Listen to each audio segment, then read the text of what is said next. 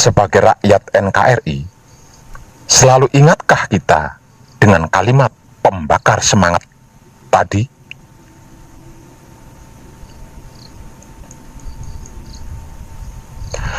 Kalimat tersebut diungkapkan oleh Presiden pertama Indonesia, yaitu Insinyur Soekarno, yang akrab disebut sebagai Bung Karno, yang aura getaran guncangannya setara atau sepadan dengan Sumpah Palapa Sang Mahapatih Gajah Mada.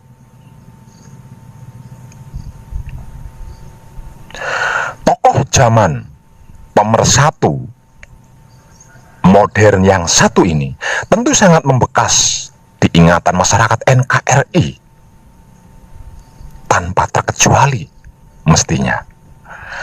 Bagaimana tidak, Soekarno atau Bung Karno ini adalah merupakan tokoh yang sangat berpengaruh dalam sejarah kemerdekaan Indonesia.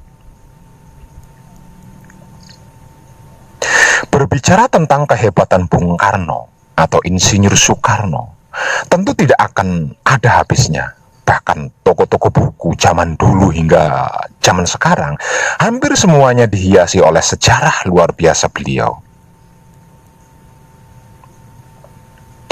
Perjalanan panjang dan berliku demi membela tanah air Indonesia sangat patut diacungi jempol.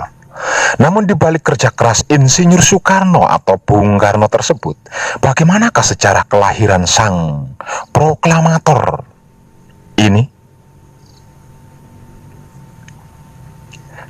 Dan siapakah sejatinya manusia hebat yang akrab disebut Bung Karno ini?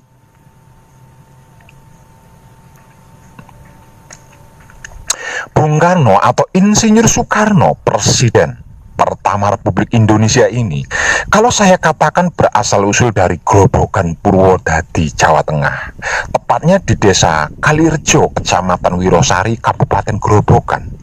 Mungkin panjenengan kaget, bahkan mungkin tidak percaya.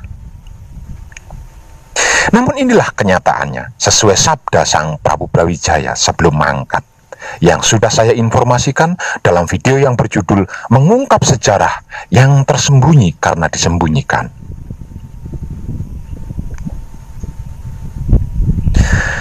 Para leluhur Bung Karno atau Insinyur Soekarno ini berasal-usul dari desa Kalirjo, Kecamatan Wirosari, Kabupaten Grobogan, Purwodadi, Jawa Tengah. Kalau tempat kelahiran Bung Karno atau Insinyur Soekarno adalah di Jalan Pandean 4 nomor 40, Kelurahan Paneleh, Kecamatan Genteng, Kota Surabaya, pada tanggal 6 Juni tahun 1901.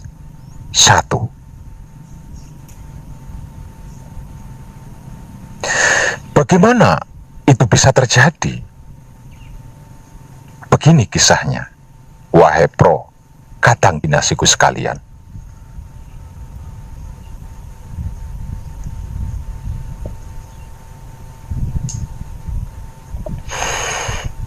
Awalnya bermula ketika Raden Mangun Diwiryo menjadi wedana pemajegan di Kecamatan Wirosari, Kabupaten Grobogan. Di Wirosari itu, Raden Mangun Diwiryo kawin atau menikahi seorang putri setempat di kecamatan tersebut. Lalu mereka menurunkan 8 putra dan seorang putri. Di antaranya adalah Raden Danu Wikromo yang lahir pada tahun 1804.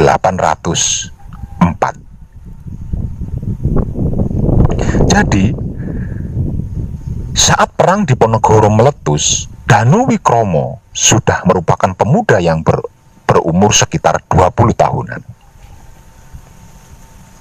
Ia pun dikabarkan turut berperang, memimpin pemuda sebayanya di desa Kalirjo, Kecamatan Wirosari, Kabupaten Grobogan, Jawa Tengah. Ketika perang usai, ia kembali ke daerahnya dan menyunting seorang putri Ki Gede di Wirosari. Hasil perkawinan itu menghasilkan 4 putra dan seorang putri, yaitu 1. Raden Kromo Atmojo. Yang kedua, Raden Sumodiwiryo. Ketiga, Raden Mangundiwiryo. Keempat, Raden Nganten Karto Diwiryo. Dan si bungsu atau yang nomor 5-nya adalah Raden Harjodikromo, yang tidak lain dan tidak bukan adalah kakek Bung Karno.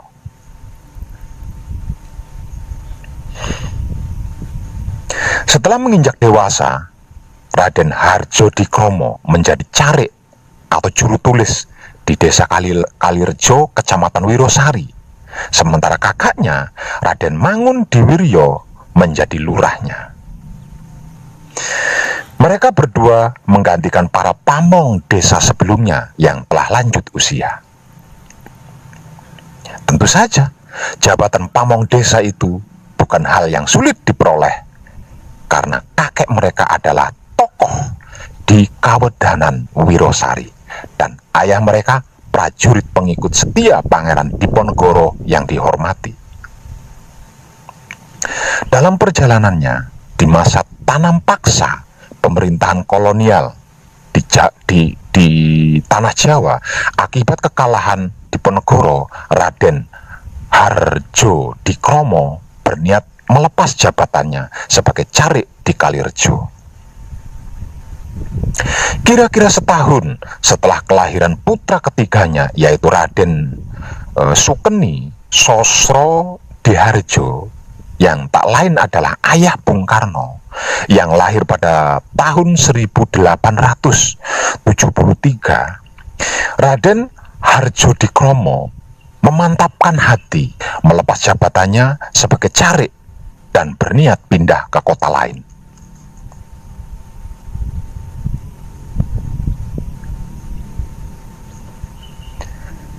Dan Tulung Agung akhirnya menjadi tujuan kepindahannya.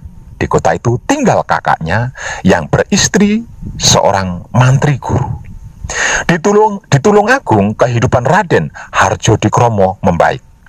Ia menjadi pedagang batik yang kemudian selanjutnya membuka industri kerajinan batik di rumahnya. Kondisi ekonomi yang cukup baik membuka jalan bagi Raden Sukeni Sosrodiharjo untuk menggapai cita-cita sebagai seorang guru. Saat itu guru merupakan profesi yang dihormati baik oleh masyarakat maupun pemerintahan kolonial Belanda.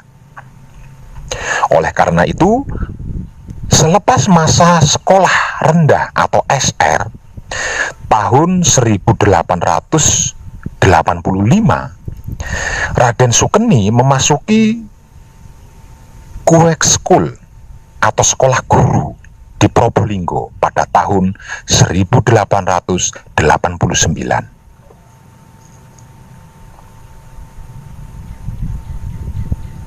Raden Sukeni lulus dari Kuek School dengan memuaskan. Kemudian ia diangkat menjadi guru di kota Kraksaan, Kabupaten Lumajang, Kerasidenan Pesuki, Jawa Timur. Tahun 1891, Raden Sukeni menerima tawaran untuk mengajar pada sekolah rakyat di Singaraja, Bali. Di Pulau Dewata itulah Raden Sukeni menyemai cinta dan menemukan pendamping hidup dengan seorang gadis Bali bernama Idayu atau Ninyoman Rai Sarimben, yang saat ini kita mengenalnya sebagai ibunda tercinta dari Proklamator Republik Indonesia, Bung Karno. Setelah menikahi Idayu atau Ninyoman Rai Sarimben dari Singaraja, Bali, Raden Sukeni dipindah tugaskan ke kota Surabaya, Jawa Timur sebagai guru di sekolah rakyat sulung pada tahun 1990. Ketika ditugaskan di Surabaya, Ida Ayu Nyoman Rai Sarimben, sang istri, tengah mengandung, hingga akhirnya lahirlah Soekarno di rumah dan lingkungan yang sederhana seorang guru.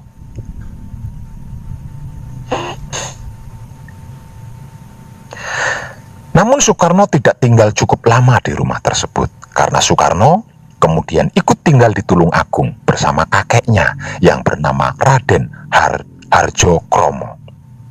Soekarno sendiri sebenarnya bernama asli ketika lahir Kusno Sosro Diharjo. Lahir di Surabaya, Jawa Timur, tanggal 6 Juni tahun 1901 dan akhirnya meninggal di Jakarta pada tanggal 21 Juni tahun 1970 dalam usia 69 tahun sebagai Presiden pertama Republik Indonesia yang menjabat pada periode tahun 1945 hingga 1967, didampingi seorang ahli spiritual rahasia pilih tanding, yaitu M. Smono Sastro Hatijoyo.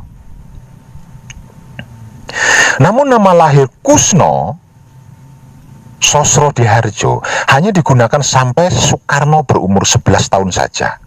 Pengganti nama Soekarno dikarenakan Kusno Sosro Diharjo sering terkena penyakit tifus. Berdasarkan kepercayaan orang Jawa, penggantian nama dapat berpengaruh terhadap kehidupan anak tersebut. Raden Sukeni Sosro Diharjo, ayahanda Soekarno, memberikan nama Karna yang merupakan nama tokoh pahlawan dalam cerita Mahabharata. Namun dalam bahasa Jawa, huruf A akan dibaca menjadi O, maka dari itu disebut dengan Karno. Maka dari itu Karna disebut dengan Karno. Lalu ditambah awalan dengan Soe yang berarti baik atau paling baik, maka terciptalah sebuah nama sebagai Soekarno, Soekarno. Kemudian untuk pengejaan Soekarno mengikuti ejaan Belanda yang mengubah huruf OE menjadi U. Namun Soekarno sendiri lebih senang jika namanya menggunakan ejaan U dibandingkan dengan ejaan OE atau Soe.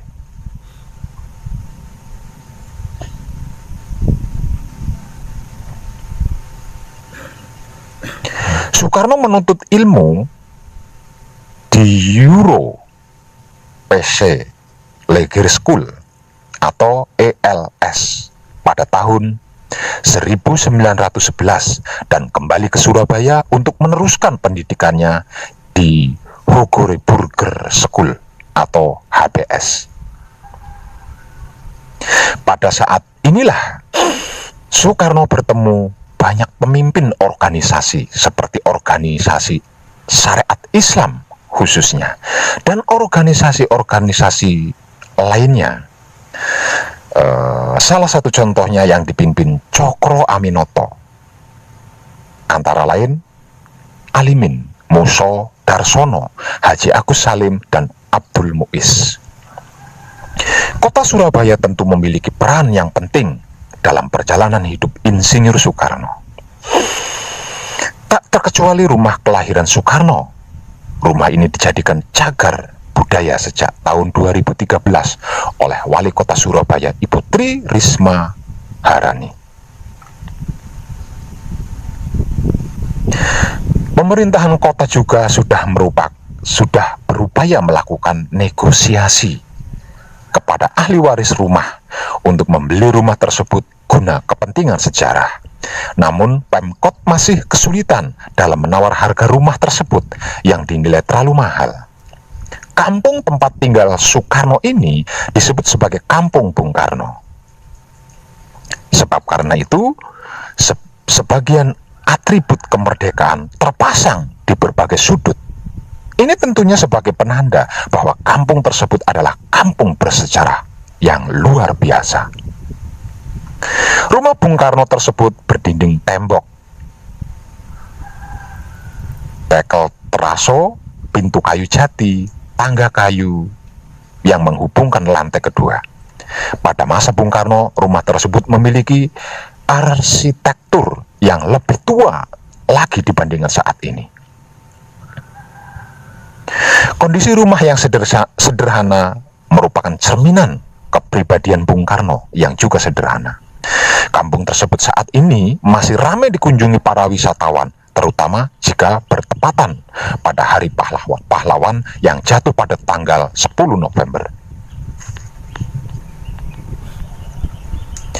Itu dikarenakan Bung Karno adalah seorang founding father bangsa Indonesia yang harusnya menikmati indahnya kemerdekaan.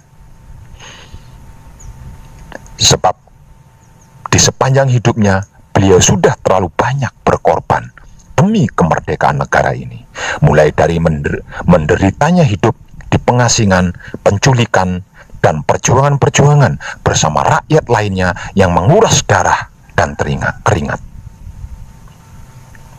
Namun apa yang terjadi di masa tuanya sungguh menyedihkan. Walaupun pernah memegang jabatan sebagai presiden pertama Indonesia, ternyata bukan suatu jaminan kelak hidupnya akan berakhir indah. Nyatanya justru kehidupan Bung Karno sangat tertekan akibat represifnya pemerintahan Orde Baru.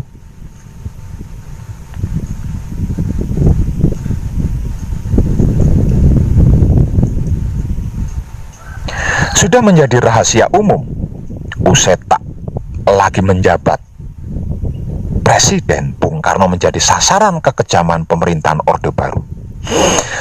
Saat tak lagi menjadi presiden, tim dokter kepresidenan yang dipimpin Profesor Siwa Besi dengan anggotanya yaitu Dr. Soeharto, Dr. Tang Sin Hin, dan Dr.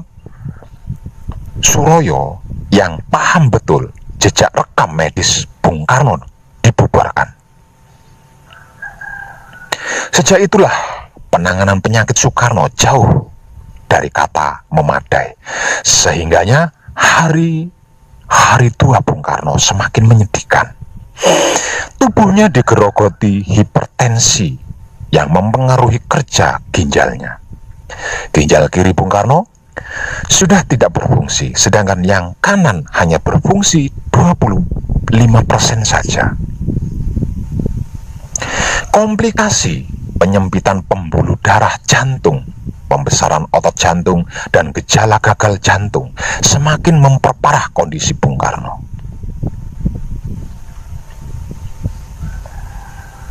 Tidak berhenti sampai di situ saja. Nasib juga membawa Bung Karno menjadi tahanan politik pemerintahan Orde Baru. Perlakuan rezim Orde Baru terhadap diri Bung Karno semakin menggila. Di masa tuanya, Bung Karno dibuat terasing dari rakyatnya yang dicintainya.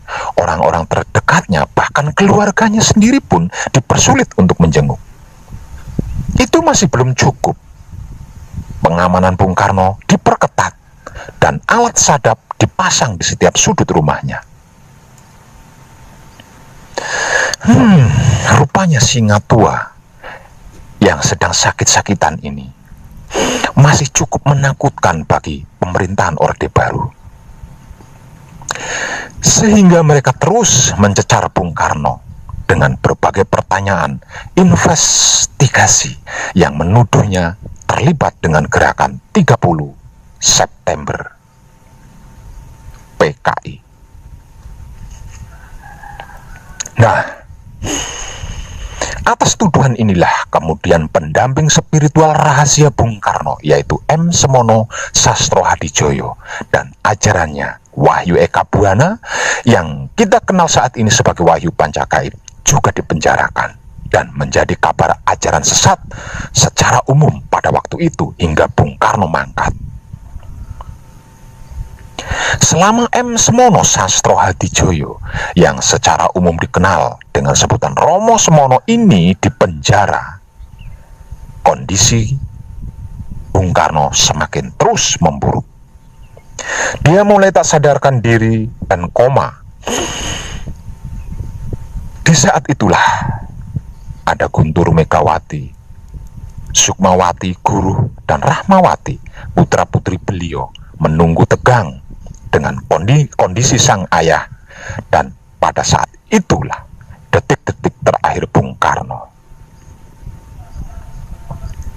Tangis pun pecah tepat di pukul 07.07 di tanggal 21 Juni tahun 1970.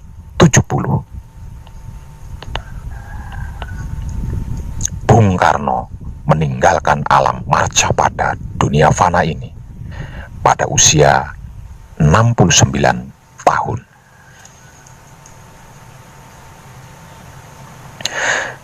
Di Rumah Sakit Pusat Angkatan Darat Gatot Subroto, Jakarta. Dan bersamaan itu juga semua tahanan yang satu ruangan bersama M. Semono Sastro Hadijoyo di penjara terpilih menjadi Putra Romo. Gugur 1, tumbuh 1000, dan itu masih belum berakhir.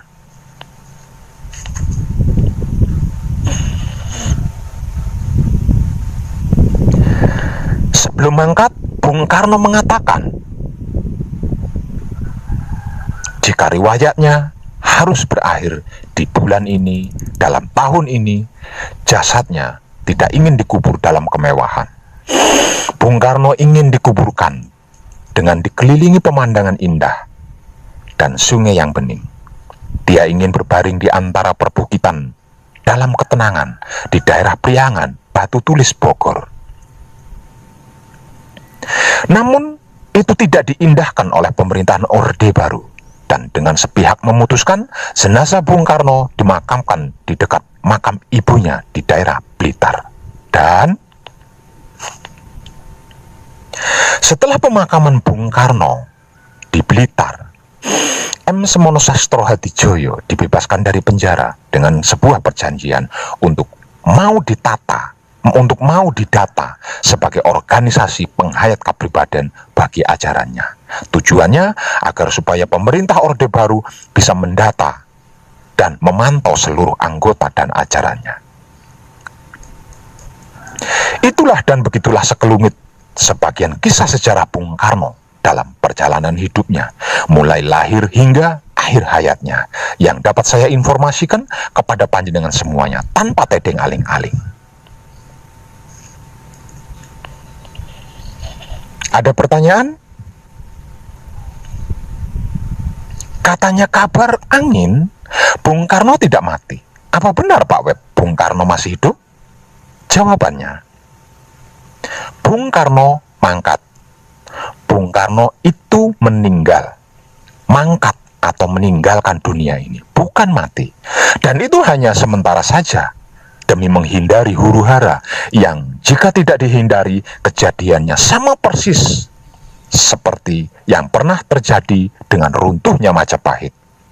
Supaya tidak fatal, karena telah berhasil diperjuangkan dengan jutaan tumpahan keringat dan darah para pejuang NKRI, maka Bung Karno mangkat atau meninggalkannya untuk sementara waktu. Jadi kabar itu adalah benar. Lalu, ada di mana beliau sekarang? Dan siapakah sejatinya Bung Karno itu, Pak Web? Hehehe, tenan. Nah, ini yang belum bisa saya informasikan secara umum di publik. Karena selain belum waktunya, belum saatnya, saya belum diberitahu oleh Eyang Buyut Sabdo Palon dan Naya Genggong tentang titik-titik pentingnya yang perlu kita ketahui bersama.